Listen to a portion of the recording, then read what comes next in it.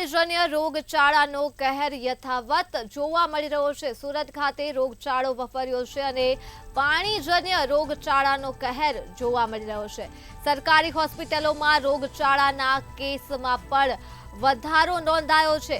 ઝાડા ઉલટી અને તાવ સહિતના કેસો વધી રહ્યા છે સુરત ખાતે। ત્યારે ચોમાસાની સિઝનમાં 3512 દર્દીઓ સારવાર હેઠળ છે અને 2 મહિનામાં જ 15000 દર્દીઓને પાણીજન્ય રોગ થયા છે। ખૂબ જ ચિંતાજનક માહિતી મળી રહી છે। સુરતમાં પાણીજન્ય રોગચાળાનો કહેર વધી રહ્યો છે। સરકારી હોસ્પિટલમાં રોગચાળાના કેસમાં વધારો જોવા મળી રહ્યો છે, જે આરોગ્ય તંત્ર માટે પણ એક ચિંતાનો વિષય બની ગયો છે।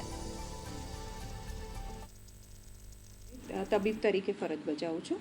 આપ સૌ જાણો છો એ પ્રમાણે સાઉથ ગુજરાતમાં છેલ્લા 2 મહિનાથી વરસાદી વાતાવરણ થઈ રહ્યું છે અને વરસાદ પણ ખાસા પ્રમાણમાં થઈ રહ્યો છે।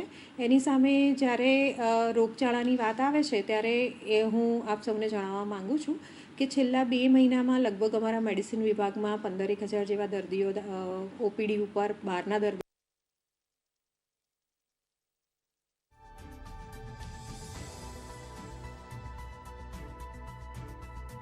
સુરતથી આ માહિતી મળે છે।